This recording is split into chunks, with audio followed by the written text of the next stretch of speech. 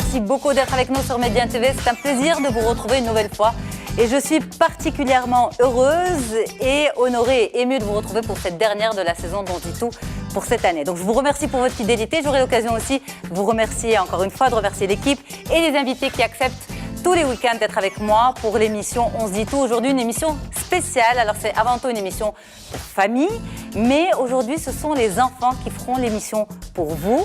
Je vous explique. Pour tous les reportages, nous avons fait appel à différents enfants pour différentes thématiques, que ce soit leur métier d'avenir, que ce soit l'alimentation, que ce soit le « on a testé pour vous », enfin, autant de sujets qui les intéressent et qui vous intéressent et par lesquels et à travers lesquels nous allons apprendre pas mal de choses. Mais les adultes ne sont jamais très loin pour les commentaires. Des spécialistes sont avec moi justement pour l'émission également. En tout cas, je vous propose que j'aille les rejoindre, les grands. Les petits seront avec nous dans les reportages et on fera l'émission tous ensemble. A tout de suite, on démarre. Merci.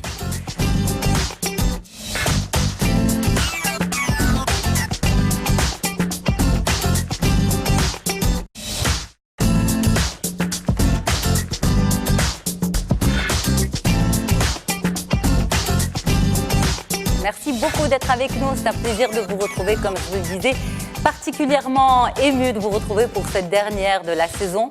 Le dernier dimanche du mois de juin signe la fin d'On se dit tout pour cette saison. En tout cas, j'aurai le plaisir aussi de remercier toute l'équipe qui m'a accompagnée tout au long de cette saison 2018-2019 et bien sûr tous les invités qui sont venus semaine après semaine, week-end après week-end pour faire l'émission pour vous, vraiment avec autant de générosité que possible. Et merci à vous aussi pour votre soutien à travers notamment les réseaux sociaux. Je suis très heureuse de vous présenter ceux qui ont accepté de faire cette dernière avec moi.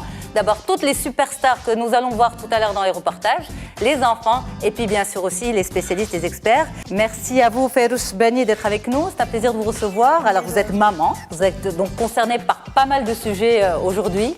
Et vous êtes aussi entrepreneur sportif. Merci beaucoup d'être avec nous, c'est un plaisir de vous recevoir. Une autre maman qui est là, mais qui est aussi coach, c'est vous, Iman Jbilo. Merci beaucoup d'être avec nous, c'est un plaisir de vous recevoir. Et puis à vos côtés, un papa aussi, et qui est spécialiste également en nutrition, le docteur Karim Douali. Merci beaucoup d'être là. C'est un plaisir de vous recevoir tous pour cette dernière. Et je tiens vraiment encore une fois à vous remercier d'avoir fait le déplacement très régulièrement sur le plateau d'On se dit tout pour nos téléspectateurs. Beaucoup de générosité et beaucoup d'échanges sur le plateau. Alors, on va commencer par quoi? On a pas mal de sujets. On a qu'est-ce que tu veux faire plus tard comme métier. On a le bien-être des enfants, mais cette fois-ci, c'est les enfants qui vont nous parler de jouer à l'extérieur ou rester connectés. On sait que c'est le grand dilemme des parents. On a aussi de l'alimentation. Qu'est-ce qu'ils ont en tête? Est-ce qu'ils savent qu'est-ce qui est bon pour la santé ou pas? Mais qu'est-ce qu'ils aiment véritablement? Et puis, le fameux on a testé pour vous aujourd'hui, c'est la top super Lina qui testera pour nous, justement, comment parrainer un chien, un animal abandonné. Voilà, on en saura plus et on sera ensemble pour commenter tout ça. On commence par quoi? Au boulot, mais cette fois-ci avec les enfants.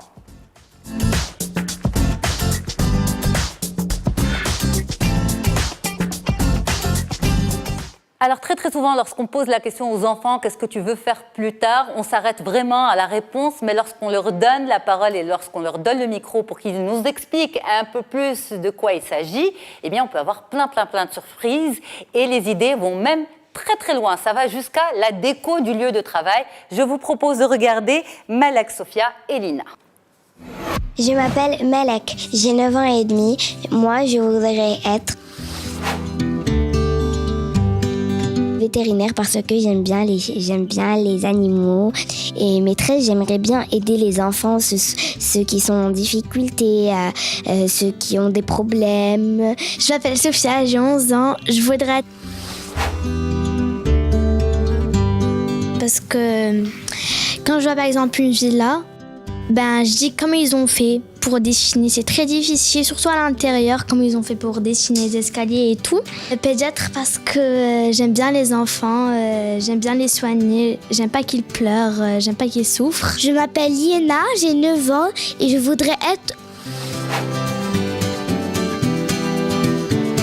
orthophoniste pour aider les enfants à parler et aussi pour les problèmes d'écriture. J'aimerais aussi aider les enfants Pour le langage, le retard du langage. Et vous les filles, vous imaginez toute une journée dans votre cabinet? Oui, mais moi j'aurai pas d'infirmière et j'aurai plein d'enfants dans la salle, mais ce n'est pas un problème. Je ne vais pas les voir pleurer.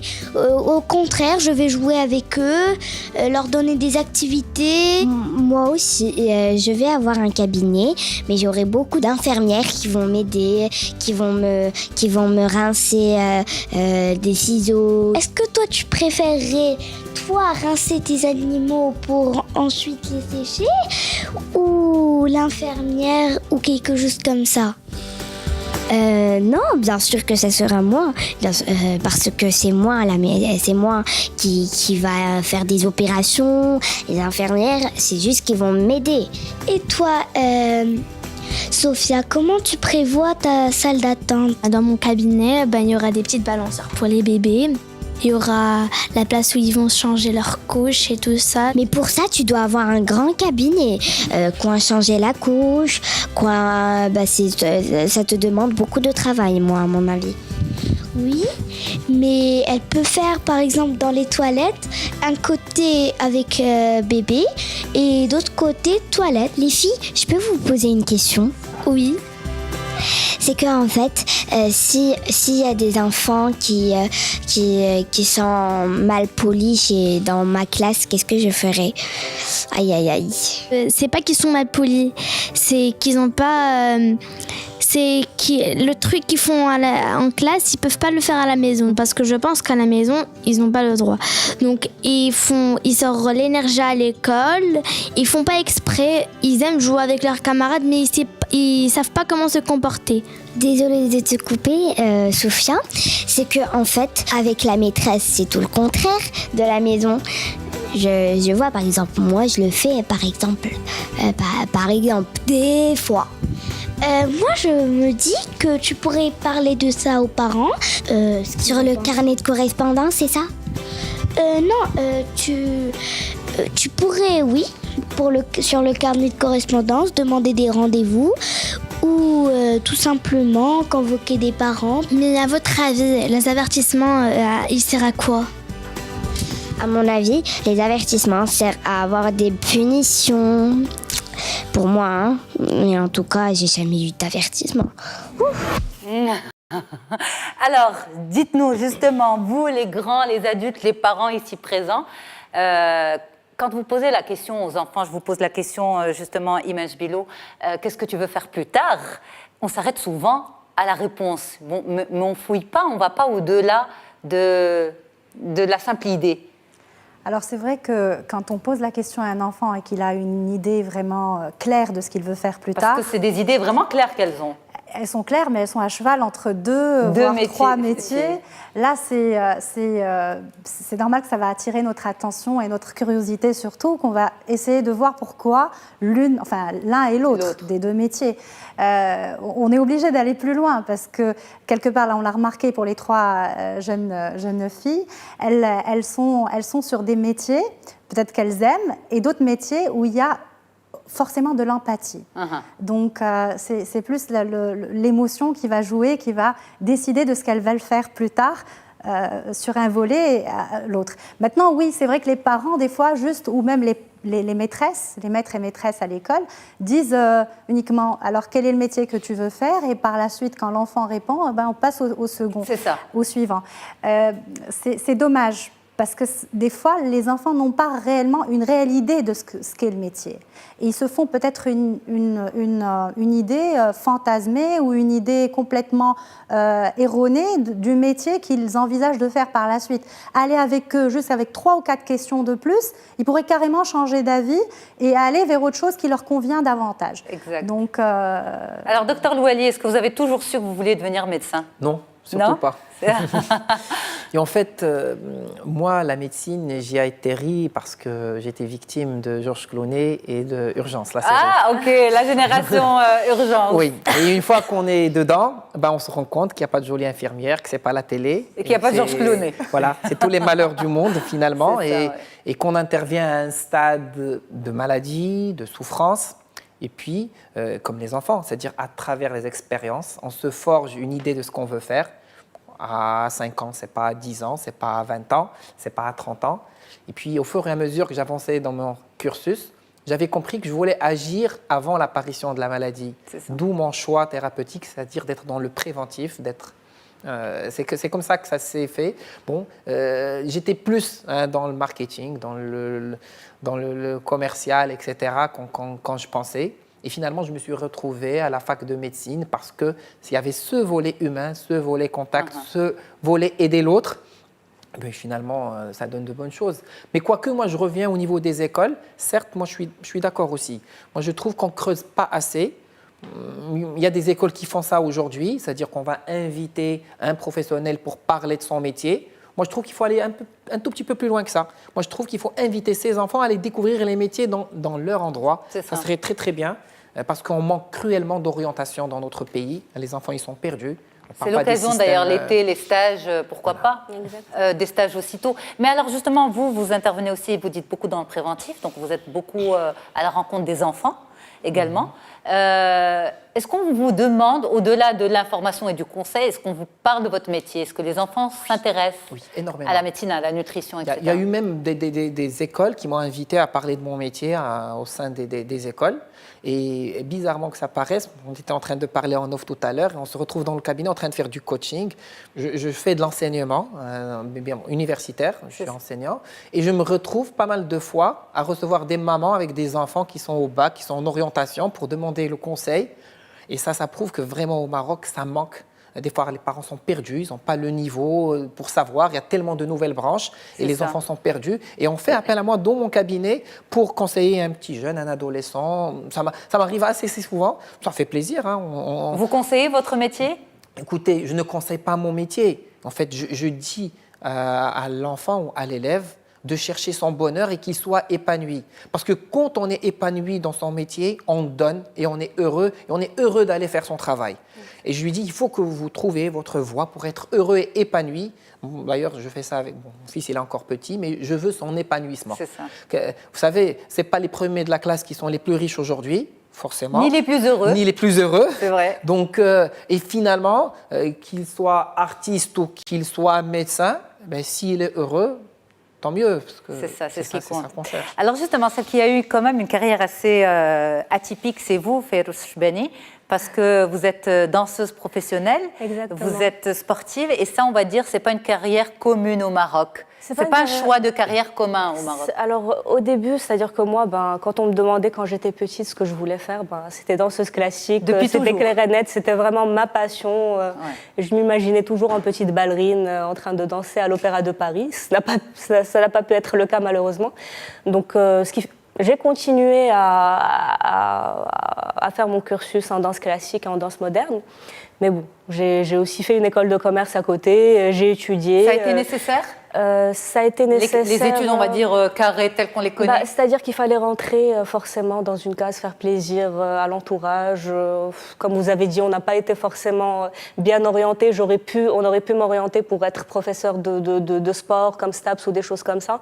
Mais bon, nous, à l'époque, c'était ingénieur, médecin, école de commerce, des choses comme ça. Donc, j'ai suivi un peu la voie comme tout le monde. Mais bon, j'ai quand même adoré ce que j'ai appris en école de commerce et ça me sert aujourd'hui. Et donc, j'ai travaillé pendant quasiment 6 ans en entreprise avant de, moi aussi pareil, de basculer complètement et de revenir à ma passion et à ce que j'aime. Le sport.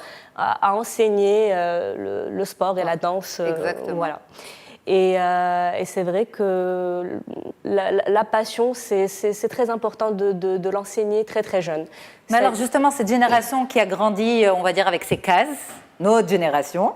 Est-ce qu'aujourd'hui, avec les enfants, ou docteur Louali, vous le disiez il y a quelques instants avec votre fils, il est encore petit, mais ce que vous voulez, c'est son épanouissement. Vous ne voulez pas forcément en faire un médecin ou un ingénieur, ou il peut faire ce qu'il veut à partir du moment où il s'épanouit, c'est sûr qu'il va exceller. Fayrouz, est-ce que vous êtes dans le même état d'esprit avec votre enfant, même si, on va dire, je pense qu'ils ont le même âge, ils sont encore petits tous les deux? Alors, je dirais que je suis encore mitigée. C'est-à-dire que, très jeune, il a 2 ans, mon fils, et déjà on peut apercevoir quelle habilité il a. On voit s'il est manuel, on voit s'il est plus pensif.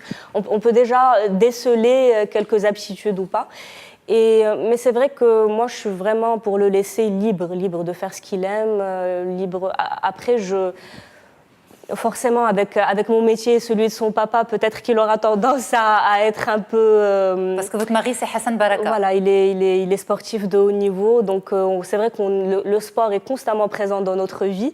Mais je pense que c'est une bonne chose, que c'est un bel exemple et un beau modèle pour lui, mais par contre, on n'a pas envie de le biaiser quant à son choix personnel de ce qu'il aimerait faire plus tard. Alors, vous parliez de détecter un petit peu déjà les centres d'intérêt des enfants. Ce qui permet de faire ça, souvent, on dit, c'est laisser l'enfant s'ennuyer, il va se découvrir une passion et il va s'occuper. Aujourd'hui, les parents reprochent beaucoup aux enfants d'être constamment connectés, d'être constamment sur les tablettes.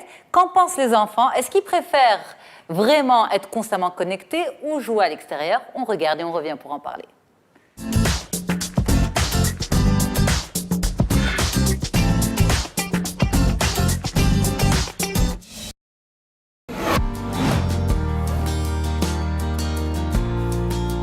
Je préfère jouer à l'extérieur et rester connecté. Parce que moi, je préfère bien jouer avec mes amis en ligne et dehors parce que j'aime bien aussi profiter de la vie. Je préfère jouer à l'extérieur parce que je joue avec mes amis.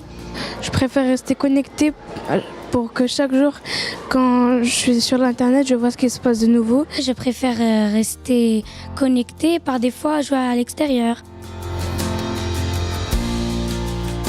Des fois, je joue au FIFA en ligne. Je vois des vidéos de personnes que je connais et je vois la plupart du temps des tutos qui peuvent m'aider dans ma vie. Je préfère jouer aux jeux vidéo. Le téléphone, c'est pas la réalité. Mais quand on joue avec mes amis, c'est la réalité. Je préfère jouer au foot que jouer au foot dans le téléphone. Je préfère jouer en regardant mes amis, en jouant avec eux, en les touchant. Tu te sens plus dans la vie réelle. Mais quand tu es connecté, c'est comme si tu n'étais pas là, comme si tu parlais à ton téléphone. Je préfère rester connecté pendant maximum 1 heure parce que si je reste d'abord plus qu'1 heure, je vais avoir mal aux yeux. Et en plus, la plupart du temps, j'ai des révisions ou des devoirs. Et si tu restes toujours connecté, ça va aussi, les lumières bleues du soleil, du téléphone, ça va te faire mal aux yeux. Et il faut un peu voir la nature et jouer à l'extérieur, avoir des amis. Alors, vous en pensez quoi? Épaté ou pas, Imen? Alors déjà, moi, ces enfants, leurs parents font bien leur boulot. Ils regardent Transito, c'est sûr, samedi, dimanche. C'est-à-dire que bon, les enfants sont informés, hein, ils savent ce qui est nuisible, ce qui n'est pas. Maintenant, ils sont tiraillés, hein, ils se contredisent. Donc, une fois, c'est « ouais, je préfère être connecté ». Après, non, moi, j'aime bien toucher mes amis, être en contact avec eux. Et ça, c'est la particularité de notre époque.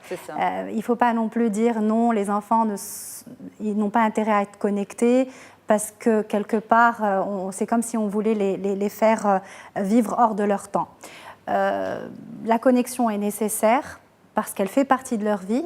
Maintenant, il y a un dosage qui est juste. Et exactement ce que je disais par rapport aux parents qui ont bien fait leur boulot, c'est qu'il faut informer ces enfants, pas les infantiliser par rapport à ce sujet, ne pas leur donner des ordres ou des consignes sans expliquer derrière. Expliquer, leur laisser le choix quelquefois. Bien sûr, dans un cadre, comme je le dis toujours, les limites sont nécessaires. Aujourd'hui, si on veut les Quand trois... vous dites, pardon, le choix dans un cadre, c'est les options, en fait. On leur donne des options? C'est les options. Il y a 3 piliers. Comme un tabouret à trois pieds, c'est l'amour, bien entendu, l'amour inconditionnel qu'on va leur donner. Il y a la transmission, quand je dis leur transmettre l'information, pour qu'ils aient une base, quelque chose de consistant, dans laquelle ils peuvent puiser, piocher des choses. Et l'autorité. L'autorité est nécessaire aussi. Si on voit parce qu'il y a des enfants qui ne sont pas capables de se freiner, il y a de la compulsivité aussi. Donc quand on remarque qu'il y a de la compulsivité, il faut... trancher. Oui, faut trancher. Ok, mais alors justement, là on est à la veille des vacances d'été. Et justement, c'est une période où il y a beaucoup de temps libre pour les enfants. On n'en a pas forcément. Et souvent, on ne peut pas tous les faire sortir, on ne peut pas passer la journée dehors. Et donc, on bosse et les enfants sont à la maison. Alors, alternative numéro 1, c'est la télé, les écrans, enfin les jeux. Donc, quel conseil pour nous, parents, justement, pour gérer la situation, ou là, c'est plutôt aux enfants qu'il faut diriger le conseil? C'est le plus facile d'aller vers la télé et vers les écrans en général. Maintenant, si moi, maman, à chaque fois que j'ai un moment de libre, si j'ai passé la journée au travail en rentrant... Je m'affale. Je suis là devant, enfin dans mon ça fauteuil fait du bien quand même, avec mon téléphone. Oui, il faut pas non plus dire que bon, je le fais pas, je le fais aussi, mais il faut quand même donner le bon exemple. Il faut être modélisant pour ses enfants et il faut qu'ils voient qu'on a de la passion. Tout à l'heure, vous disiez passion, et c'est très important, c'est un mot-clé. La passion, leur apprendre la passion. S'il y a une valeur qu'il faut transmettre aux enfants aujourd'hui, c'est la passion, pour qu'ils soient heureux en tant qu'enfants, mais aussi pour qu'ils soient heureux plus tard dans leur métier, dans leurs études avant et jusqu'au bout, quoi. Alors, en parlant de modéliser justement et de modèle, vous le disiez, Férouz, il y a quelques instants, avec Hassan, votre époux, vis-à-vis de votre enfant, justement, et il baigne dans un environnement de sport. Oui. Alors, il n'a que 2 ans, c'est vrai, mais là, ils sont précoces, cette génération, comme on dit.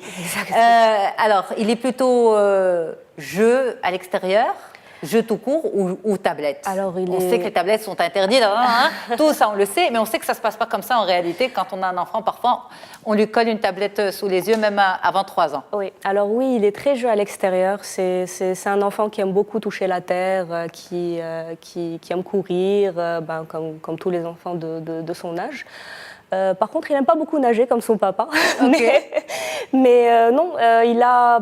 moi, quand il me voit faire mes petites séances de yoga, je le mets à côté de moi, donc il apprend. Donc maintenant, quand je lui dis bébé yoga, il met la tête en bas, il se met en position. Donc j'essaie vraiment de le mettre à chaque fois que je suis à la maison et que je fais mes séances personnelles, de le mettre à côté de moi pour qu'il s'en inspire. Pareil, son papa, quand il est à l'entraînement, on l'emmène, il le regarde faire son vélo, il le regarde nager. Donc on essaie au maximum de lui trouver une passion, encore une fois. C'est vrai que des fois, il nous voit avec le téléphone, donc il vient regarder. Et puis, ils ont l'instinct, on dirait que c'est quelque chose qui est en eux. Ils savent très bien le manier. Il arrive tout seul à se retrouver, à regarder des dessins animés, des choses comme ça. Mais comme vous avez dit, c'est l'exemple. Il faut vraiment, quand on arrive, on prend un livre au lieu de prendre un téléphone. Et moi, je l'ai déjà fait cette expérience. Quand je prends un livre, mon fils va me dire « lis-moi une histoire », il me ramène une histoire. Après, c'est vrai que ça demande de l'implication personnelle. Il faut du temps, mais bon, on est obligé pour en faire des enfants responsables, justement, et qui prennent conscience qu'il y a un tout dans la vie, finalement, et que chaque chose est à sa place. Voilà. Karim Ouali, par rapport à ça? Écoutez, tout ce qui est tablette et informatique, il faut utiliser ça à bon escient. Ouais. C'est-à-dire on ne peut pas enlever ça à cette génération. Moi, mon fils, il se demande toujours pourquoi notre télévision n'est pas tactile. Parce que il ne comprend pas. Tout est tactile sauf la il télé. Va vers la télé parce qu'elle est sur un meuble bas. Et il veut changer. Donc déjà, il est en avance par rapport aux marques, etc. Mais moi, je pense qu'il faut responsabiliser les enfants sur ce point. Parce que l'exemple, c'est les parents. On en parlera tout à l'heure quand on parlera de nourriture, c'est pareil. S'il ne voit pas ses parents prendre un livre, s'il voit ses parents scotcher un téléphone portable ou une tablette, il fera pareil. Moi, l'histoire du soir, je l'ai instaurée dès le jeune âge, même quand il ne comprenait pas. Et aujourd'hui, c'est une tradition, c'est-à-dire il sait que le soir, on va lire l'histoire avant de dormir, c'est un rituel. Et puis, moi, mon fils, il aime plutôt le plein air. Parce qu'il aime courir, même pas les jouets, juste de l'espace et courir en plein air. C'est une très très bonne chose, moi je l'encourage. Mais moi je dis que les parents sont responsables. Pourquoi? Parce qu'on ne sous-traite pas l'éducation de ses enfants. Comme on trouve le temps d'aller dans une réunion ou d'aller voir ses amis ou d'aller faire son sport, il faut trouver le temps pour ses enfants. Parce que c'est des moments qu'on ne peut pas sous-traiter aux autres, qu'on ne peut pas acheter pour les autres.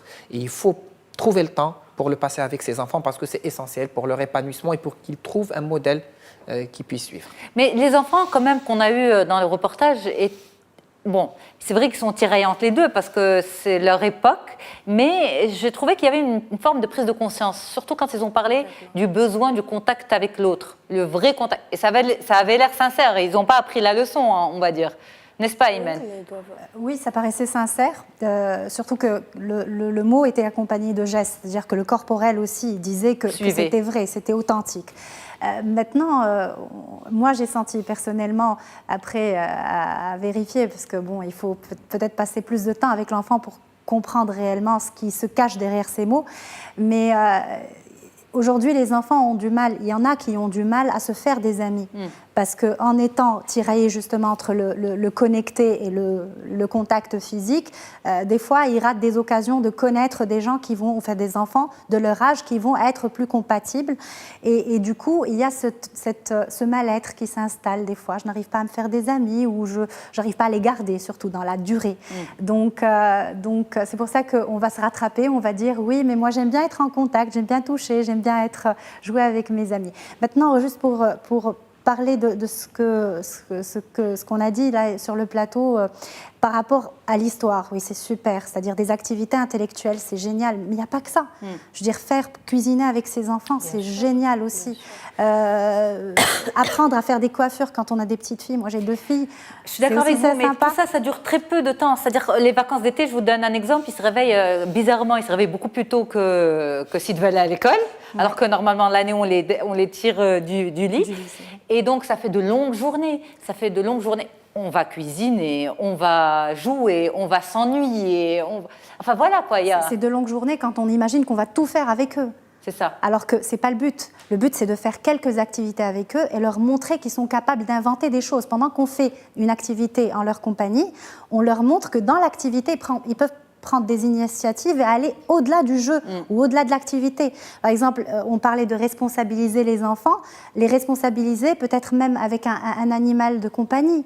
Ça, c'est très important. Juste mettre un animal de compagnie, mais pas l'animal qui est toiletté chez le vétérinaire, qui vient tout propre, on s'occupe de rien. Non, le chien à qui on va devoir enlever les puces, qu'on va soigner, qu'on va laver et tout ça, ça responsabilise et ça donne d'autres activités aux enfants. C'est ça. Et puis penser aux activités extrascolaires, moi je pense que c'est intéressant, parce que plus tôt on met l'enfant dans la musique, dans le théâtre, des choses comme ça, on lui permet d'avoir une certaine conscience pour gérer les problèmes d'adolescence plus tard. C'est-à-dire on va l'élever intellectuellement pour qu'il puisse être responsable. Parce que chez les enfants, dans la nourriture, on va en parler. Il ne faut pas interdire. Il faut expliquer et le laisser faire son choix. Alors justement, on a une belle activité qui pourrait intéresser pas mal d'enfants, qui a été testée par une petite star, notre chroniqueuse, qu'on retrouve juste après une courte pause. À tout de suite. Merci beaucoup d'être avec nous pour cette toute dernière émission de la saison d'On se dit tout, saison 2018-2019. On dirait un défilé de mode, saison 2018-2019. C'est juste nous, hein, tout simplement. Notre émission, justement, du samedi et du dimanche sur Média TV. Je suis très, très heureuse de boucler cette saison pour vous avec mes invités. En tout cas, vous avez été très nombreux à nous encourager, notamment sur les réseaux sociaux. Et toute l'équipe souhaiterait justement vous en remercier.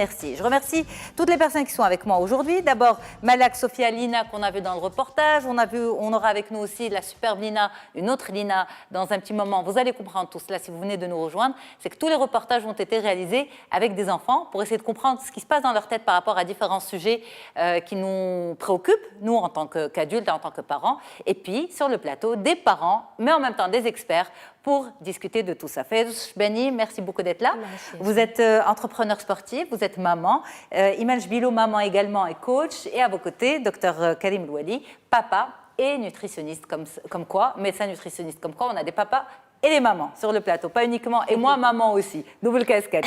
Alors, on parlait tout à l'heure d'activités. Responsabiliser les enfants à travers des activités, notamment des animaux de compagnie.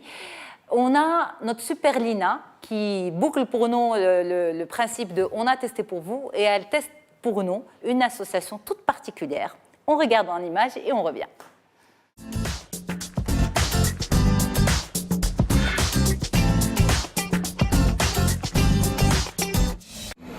Bonjour Yasmine et bonjour à tous. J'ai trouvé ce petit chien abandonné, seul. Du coup, avec mamie, on l'a ramené à la maison et on a appelé une association. Et puis, ils nous ont dit d'abord, il faut passer par le vétérinaire. C'est parti. Bonjour Lina. Bonjour. Ça va? Ça va bien, merci. Alors, qu'est-ce que tu as ramené aujourd'hui? J'ai ramené un petit chiot et je l'ai trouvé devant l'école. Personne ne faisait attention à lui. Et pourquoi tu veux pas le garder? Parce que j'en suis allergique. Donc, il faut qu'on fasse un petit examen clinique général, d'accord? Et puis, un vaccin? Mais il va pas avoir mal. Non, du tout. Pourquoi il va avoir mal? Parce que quand le docteur, moi, il me fait des vaccins, moi, j'ai très mal. Eh ben, mais t'es courageuse. Allez, on y va. On va le faire sortir doucement parce qu'il a peur. Alors, les muqueuses, il s'en vient. On va lui faire la petite piqûre. Non, y a rien. Il est courageux, tu as vu? Il est courageux. Voilà, il n'a rien senti. Ah, mais c'est quoi ça? C'est le vermifuge contre les vers. Et il est bien. Donc maintenant, je vais monter, lui faire le toilettage. Très bien, voilà. Alors voilà ton petit chiot. Tu as vu? Alors il a pris son bain. Maintenant, on doit remplir son carnet de vaccination. D'accord. Alors tu vas l'appeler comment? Wolf. Oh là, Wolf. Très bien.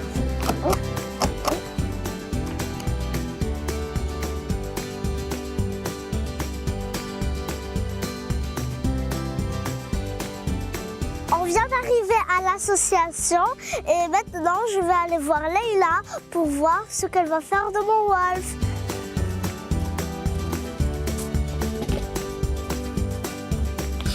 Bonjour Lina, comment vas-tu? Ça va bien. Alors, tu as ton petit chien, il est parti chez le vétérinaire? Oui. Je vais récupérer le carnet de vaccination et je vais te montrer comment ça se passe à l'association. Viens avec moi. Alors, tu es chez Comme Chien et Chat Maroc. On est une association marocaine de protection des animaux, d'accord? C'est une association qui a été créée en juillet 2017 et ce centre de convalescence que tu vas voir là, il a été ouvert en août 2018. Viens. Voilà. Alors, déjà, je vais voir son carnet de vaccination.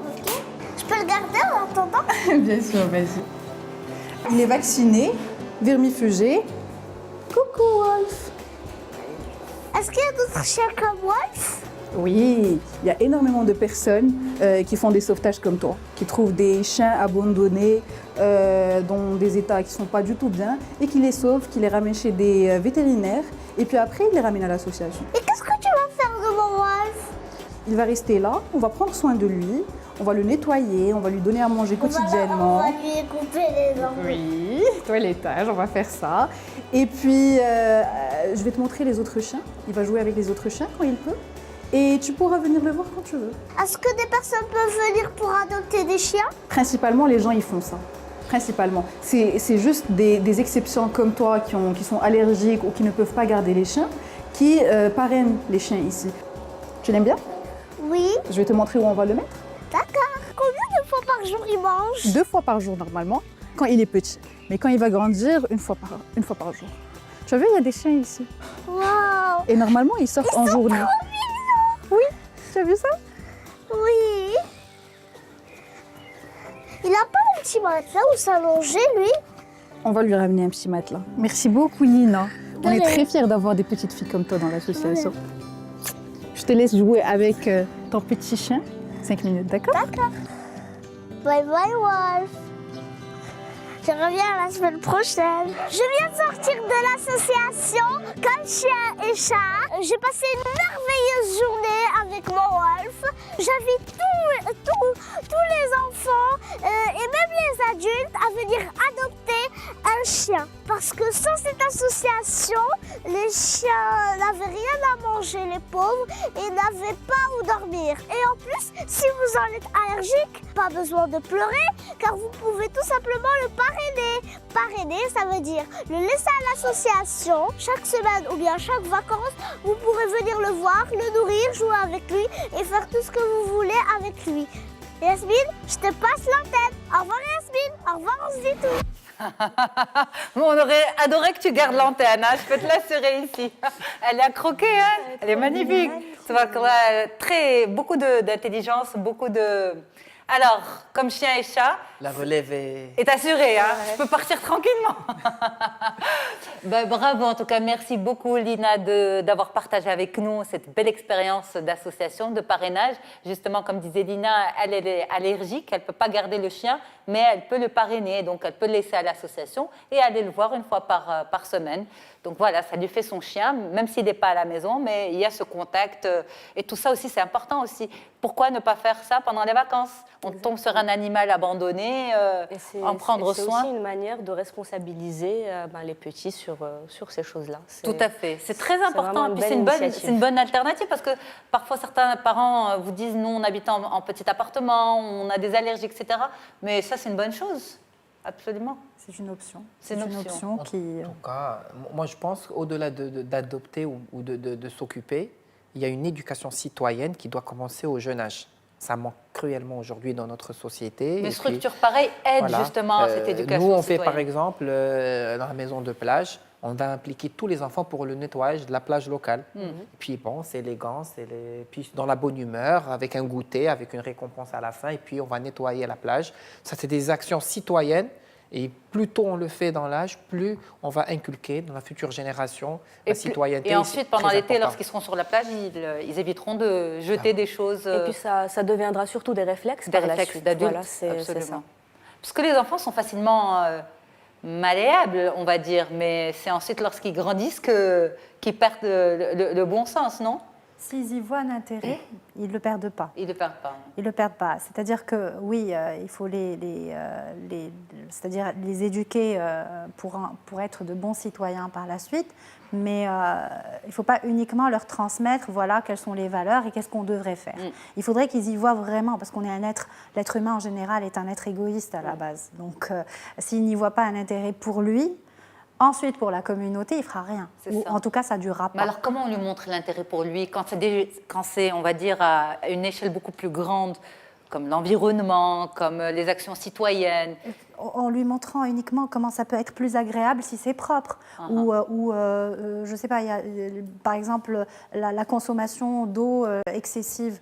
On pourrait lui montrer des documentaires faits sur des personnes qui manquent d'eau et lui montrer à quel point ce n'est pas quelque chose qui arrive qu'aux autres. C'est-à-dire que faudrait le mettre dans des situations concrètes, qu'il soit vraiment acteur de on ce se qui se voile passe. les yeux, on a l'impression que oui, c'est trop loin, ça arrive dans d'autres contrées lointaines, mais pas chez nous, alors que le manque en eau est une réalité.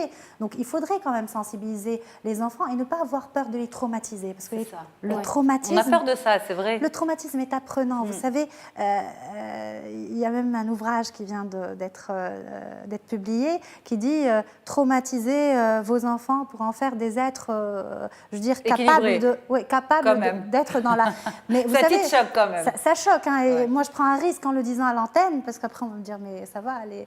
Mais en fait, ce qu'ils veulent dire derrière cette phrase, c'est que les traumatismes, on va les vivre de toutes les façons en étant enfant. Maintenant, est-ce que c'est un traumatisme volontaire ou non volontaire.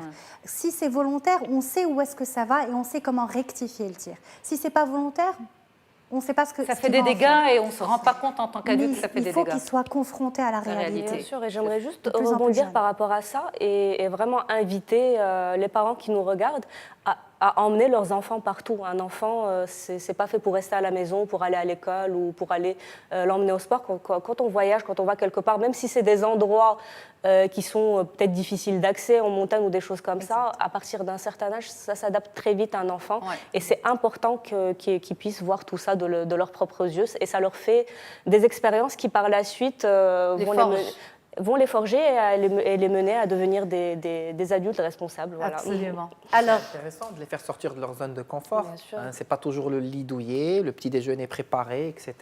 Le camping, les choses spartiates. Des fois, ça fait du bien. Ils se rendent compte de la valeur des choses qu'ils ont, du confort qu'ils ont à la maison. En fait, c'est en les privant de certains conforts qu'on arrive à leur donner la leçon et à les forger.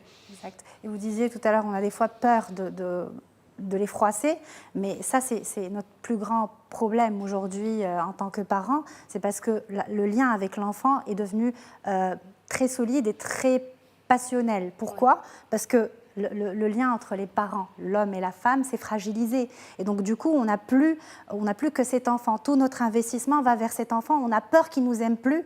Et comme il y a cette ambivalence de sentiments, l'enfant, il te dit « je t'adore, maman », et quand je ne veux pas lui offrir ce qu'il veut, je te déteste rapidement. Et ça effraie. Mais il faut savoir que ça fait partie de l'évolution, du développement de l'enfant. Et lui faire vivre des situations difficiles par rapport aux choses difficiles, enfin aux coins difficiles d'accès, ou aussi des situations où on les emmène à l'hôpital, voir des gens qui sont dans des situations de maladie ou autre chose. Les orphelinats, vous en pensez quoi? C'est très important. Mais à partir de quel âge on peut emmener un enfant vivre ce genre d'expérience vraiment... Très très jeune, si on l'accompagne d'un discours clair, précis, qu'on explique le tout et qu'on dit que ce n'est pas des fatalités, ça veut dire que cet enfant qui est à l'orphelinat n'est pas destiné à être marginalisé ou autre. Lui apprendre, à travers l'image qu'il voit, lui apprendre et lui passer un tas de messages. Parce que ça me rappelle l'expérience d'une maman qui me disait qu'elle avait emmené sa fille vers l'âge de 3-4 ans dans un orphelinat, justement. Et la petite en est sortie traumatisée parce qu'elle avait peur de se retrouver elle aussi dans la même situation. Et donc, ça avait fait pleurer la petite pendant des jours. Ça parle de la peur de la maman. Parce que si elle a eu peur, c'est que la maman a eu peur pour sa fille, qu'elle soit traumatisée ou qu'elle-même, ça parlait d'elle. Quelque chose a fait qu'elle avait un sentiment d'angoisse. C'est bien expliqué aussi. Exact. C'est vrai qu'il faut rassurer l'enfant en lui disant... Peut-être que la maman a choisi les mauvais mots. Hein. Si tu es pas sage, c'est là-bas que je vais t'emmener. Il y a des parents qui font ça. Il y a des parents qui... Même on va parler au niveau alimentaire, c'est pareil. Si tu ne manges pas, tu n'auras pas. La menace, de toute façon, c'est toujours une mauvaise idée. Ça nous ramène à un autre sujet de l'alimentation maintenant. Si tu ne manges pas, tu n'as pas de dessert. Alors, qu'en pensent les enfants? On va voir ce qu'ils en pensent. On regarde.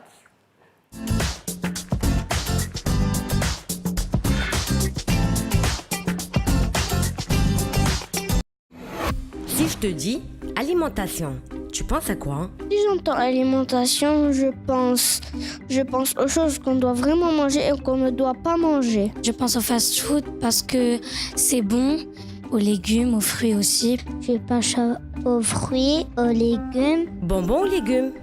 Je préfère légumes. Tu es sûr? Sûr et certain. Je préfère vraiment les légumes. Qu'est-ce que tu aimes manger? J'aime la pomme de terre, les concombres, l'ananas, la pastèque, la poire et la pomme. Qu'est-ce que tu n'aimes pas alors? J'aime pas les haricots verts et j'aime pas la tomate et la salade. Mais tu aimes tout? Bah oui, je mange tout. C'est quoi ton plat préféré? Mon plat de mes rêves, c'est bstayla bilhout. J'adore la lasagne, c'est mon plat préféré. C'est des brochettes de poulet chinoises. Le fruit que tu aimes manger? Mon fruit préféré, c'est la pomme. Parce que c'est délicieux et comme s'il y avait de l'eau à l'intérieur. Et ton légume préféré? Mon légume préféré, c'est les carottes. Parce que c'est bien pour les yeux. C'est comme les lapins, ils mangent des carottes, donc ils n'ont pas de lunettes. Qu'est-ce que tu n'aimes pas alors? J'aime pas trop la pastèque. Les oranges aussi, j'aime pas. J'aime pas le poisson. J'aime pas trop le chocolat. Est-ce que tu manges des bonbons? Non, je prends pas de bonbons. Sinon, on va perdre nos dents. Qu'est-ce que tu préfères manger alors? Je préfère les tomates, les concombres, les fenouils et les pommes de terre. Le dessert de tes rêves? Mon dessert de mes rêves, ça serait des fruits comme la pastèque, les pommes et les bananes. Et les bonbons? Pas trop les bonbons. C'est la vérité? Je dis la vérité. Et s'il n'y avait personne et que tu pouvais manger ce que tu voulais, ça serait quoi? Je prendrais une fraise avec du chocolat. Manger un peu de bonbons et de sucettes. Les bonbons, je les prends un peu au goûter, mais pas tout le temps. Je choisirais les bonbons. Et aussi un petit peu de chewing-gum. Et voilà, la vérité sort de la bouche des enfants. On les a embêtés avec les questions, mais au final, on opte pour les sucreries. Est-ce qu'il faut... Voilà, quand un enfant nous dit, docteur Karim Louali, je n'aime pas ça, et on voyait la petite fille le dire, elle répétait, je n'aime pas, je n'aime pas, je n'aime pas. Je n'aime pas, ça veut dire quoi dans la tête d'un enfant? Ça veut dire que les parents n'ont pas bien fait leur travail. Parce que oui, c'est les 1000 premiers jours, vous savez, un enfant, c'est un disque dur vierge. Quand il est né, il n'a rien dans la tête. Et ce sont les parents qui vont lui inculquer les bonnes, les mauvaises habitudes, les bonnes choses. Je crois que c'est méchant de dire ça. Oui, il faut le dire. Mais c'est méchant de le dire. Je vais vous dire pourquoi. Je vais vous dire pourquoi. Parce que quand on commence la diversification alimentaire, c'est des moments de stress. Je ne sais pas pour vous, mesdames, les mamans, Iman, elle a l'air. Je crois que ça s'est passé comme sur des roulettes. Oui, sur ce volet-là, oui. Sur ce volet-là. Il faut vraiment écouter son instinct maternel et juste faire ce qu'on a envie de faire avec son bébé. Parce que moi, c'est vrai qu'au moment de la diversification, on dit non, il ne faut pas donner ça, il est allergique. J'avais plein de petites voix autour de moi. Mais bon, au final, ça s'est super bien passé. J'ai un enfant maintenant, alhamdoulilah, qui mange de tout, qui déteste les sucreries parce que je ne l'ai jamais habitué au sucre. Et puis voilà. Bon élève, excellent élève, vraiment. Très mauvais élève. Non, mais je vous dis pourquoi. Parce que quand on vous dit les 1000 premiers jours, c'est un réservoir vide, alors justement, les jours la période de diversification, mais c'est l'horreur. Parce qu'on met la cuillère dans la bouche et ça crache, et ça pleure, et ça ne veut pas manger. Ça teste. Ça goûte des saveurs. Alors moi, en tant que mère, je l'ai pris vraiment comme un refus. Non, mais attention, il y a quelque chose qui est essentiel. Au-delà de la diversification alimentaire, c'est l'environnement dans lequel vivent les enfants. Environnement très sain. Oui, c'est important parce que l'enfant, il prend exemple sur ses parents. Si elle n'a pas l'habitude de voir son papa et sa maman prendre le petit déjeuner, ça, il ne le fera jamais. Mais là, on parle de 6 mois, ne mangent pas les légumes. 5 mois, 6 mois. Mais on s'imprègne. On s'imprègne bien avant qu'ils viennent au monde. Quand je parle de 1000 premiers jours, c'est avant la conception. C'est l'environnement dans la maison. Encore une idée. C'est l'énergie positive qu'il y a dans la maison. C'est comment on s'alimente, ça influence tout. Donc, bon, c'est pas figé. Aujourd'hui, heureusement qu'il y a l'épigénétique. Et heureusement qu'on peut changer ces choses-là. On peut même changer l'expression de nos gènes. C'est-à-dire que c'est pas figé. Même si vous avez fait une mauvaise diversification, vous pouvez vous rattraper. Hein. On peut se rattraper. Mais j'insiste sur ça parce qu'il faut faire goûter à l'enfant toutes les saveurs. Donc, la première des choses, moi, je responsabilise les enfants. La règle numéro 1, c'est des parents responsables. Parce que des mamans qui viennent chez moi, il ne prend que des sucreries pour manger. Et qui les achète? Eh bien, c'est moi. Ah oui. Un enfant, ça ne va pas faire les courses. Un enfant, ça ne va pas au supermarché. Un enfant, ça n'a pas d'argent. C'est-à-dire que ce sont les parents qui imposent. Mais quand on fait les bons choix dès le départ, eh bien oui. Alors, la deuxième chose, c'est la notion, il ne faut pas insister. Vous savez, quand on insiste, si tu ne termines pas ton plat, on ne fait pas, qu'est-ce qui se passe? Eh bien, on va biaiser la sensation de satiété chez cet enfant-là. Et l'estomac, ce n'est pas le même. Parce que nous, on a un œil d'un adulte et on oublie que c'est des enfants, que ce n'est pas la même ration. Donc, et puis la troisième chose, il n'y a pas d'interdit. Moi, je ne suis pas contre les bonbons et les sucreries. Et les chewing-gums de temps en temps. Non, il faudrait faire comprendre aux enfants que c'est une douceur, parce qu'il y a la notion plaisir, mais c'est occasionnel. Voilà, ça doit rester... Donc, moi, je la rejoins. Moi, mon fils, je n'ai pas introduit le sucre jusqu'à l'âge de 2 ans, mais aujourd'hui, quand il y a un anniversaire, quand je prends un carré de chocolat noir, des petites choses comme ça, de temps en temps une sucette, non, ça ne fait pas de mal. Mais dans sa tête, il sait que c'est un aliment plaisir et c'est occasionnel. Mais une bonne diversification, ça veut dire qu'il y a tous les goûts dans ses papilles et il mange de tout. Il peut passer d'un concombre sans rien du tout à un dessert sucré parce qu'il s'est habitué à tout manger. Moi, je suis limite obligée de l'obliger à manger des sucreries tellement il n'aime pas ça. C'est super. C'est vraiment... Voilà, une bonne c'est bizarre. Mais... Elle n'est pas nutritionniste, parce qu'on n'arrête pas de me dire mais vous êtes nutritionniste, etc. Et bien voilà un bel exemple. C'est vraiment instinctivement. Alors, Imen, parce qu'apparemment, ça s'est super bien passé pour vous. Les mamans et les parents qui démarrent la diversification, un petit conseil. Vous savez, moi, je m'étais fixé un objectif. C'est qu'avant d'avoir des enfants, je mangeais pas mal... Enfin, il y avait pas mal de choses que je ne mangeais pas. Parmi ces choses, le poisson, par exemple. C'est dommage. Et je ne le mangeais pas juste par flemme. Parce que je ne voulais pas enlever les arêtes. Et, sérieusement, c'était ça. Et il fallait que je le comprenne. Parce qu'au départ, moi, je croyais que c'était juste le goût qui ne m'allait pas. Et je me suis fixée comme objectif de tout manger parce que je n'avais pas envie d'influencer négativement mes enfants. Et j'ai fait ça en même temps qu'elles. Et du coup, elles ont appris à manger des choses. Et aussi, autre chose qui était importante pour moi, c'est de leur transmettre le goût du plat de la cuisine marocaine. Donc les tagines, les plats en sauce, le couscous, la pastilla, tout ça. c'était important pour moi parce que c'était de la continuité. C'est leur ça parle de moi. Normal, c'est la culture, c'est important pour moi. Et du coup, elles ont tout mangé, les légumes les plus inattendus, le topinambour, enfin on parle de choses... Mon fils, tu faisais des compotes de topinambour et il prenait ça au matin. Elle a mis le doigt sur... sur des choses très intéressantes. Alors il y a la notion de convivialité, c'est-à-dire la notion de tagine marocain. Mais en fait, c'est important. Le repas, c'est un moment de joie. Ben non. Quand on est à table et qu'on se dispute et qu'on règle ses comptes devant les enfants et quand il n'y a pas... Non, il faut que le repas soit un moment de convivialité, de bonheur, de partage. Il faut faire participer les enfants très jeunes à la préparation des choses. Quand on a le temps, on va faire la soupe ensemble, on va faire le dessert ensemble, on va faire des choses ensemble.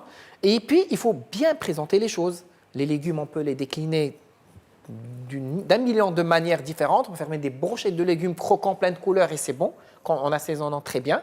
Donc il faut jouer sur les couleurs, les saveurs et la convivialité est quelque chose d'essentiel. Le repas en famille, c'est très important. Alors j'espère que avec ces vacances d'été, vous avez un peu plus de temps pour des repas de famille, on va dire, avec plus de convivialité, avec plus de temps. Et d'ailleurs, beaucoup de fruits et de légumes de saison, surtout les fruits, on peut vraiment se faire plaisir. Merci infiniment, Masrich Bekoum. Mais on est obligé de rendre l'antenne. Voilà. J'étais très très heureuse de vous recevoir pour cette dernière de la saison. Fayrouz Chbani, merci infiniment d'avoir été là. Imen Jbilo, merci beaucoup d'être revenu. Dr Karim Louali, on vous a tellement réquisitionné cette année. Merci d'avoir accepté de faire cette dernière avec moi. Un grand merci à toute l'équipe, sans exception. À Tanger, à Rabat, à Casa, tout le monde, la réa, la prod, la post-prod, tout le monde, la logistique, tout le monde. Merci infiniment pour votre confiance, votre fidélité. Merci pour la bonne humeur de la régie et des couloirs. Merci à vous pour vos encouragements sur les réseaux sociaux. Et à très très vite, à la rentrée. Et n'oubliez pas que je reste quand même sur les ondes de Média cet été. Pour vous avec Farhana. Très très bonne suite des programmes à toutes et à tous sur Média TV. Et à très vite. Au revoir.